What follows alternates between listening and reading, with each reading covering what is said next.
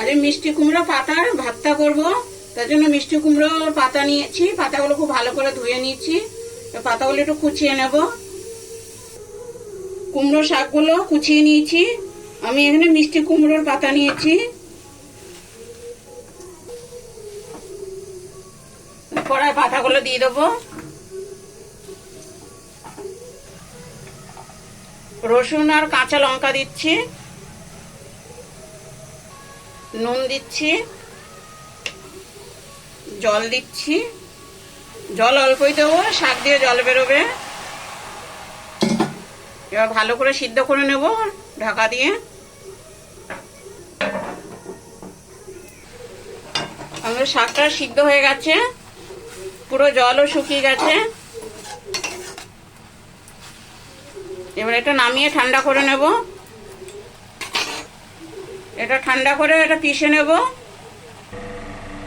দুটো শুকনো লঙ্কা ভেজে নিচ্ছি।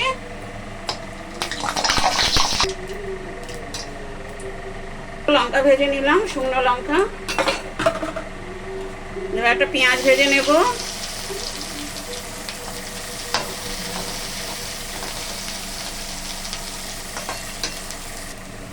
পেঁয়াজটা ভেজে নিয়েছি, এবার পেঁয়াজটাও উঠিয়ে নেব।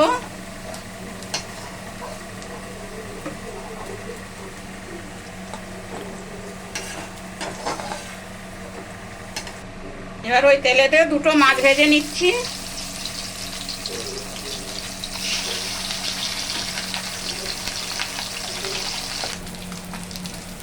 মাছগুলো ভেজে নিয়েছি লাল করে। মাছগুলো ঠান্ডা করে নেবো একটু। মাছগুলো ঠান্ডা হয়ে গেছে, মাছগুলো এবার ছাড়িয়ে নেব। ছাড়িয়ে কাঁটাগুলো বেছে নেব।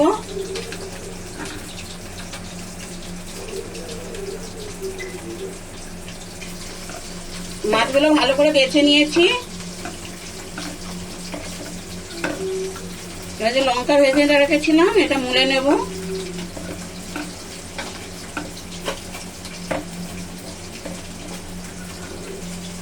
নুন দিচ্ছি, কাঁচা সরষের তেল দিলাম।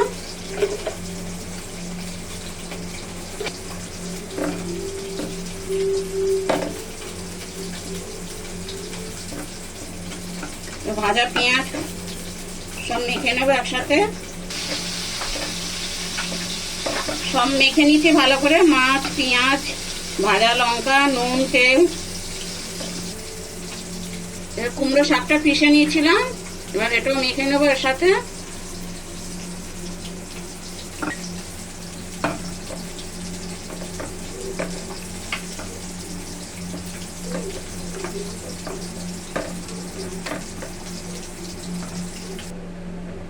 ভালো করে মেখে নিয়েছি কুমড়ো পাতা।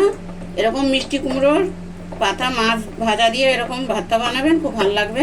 রেডি আমাদের।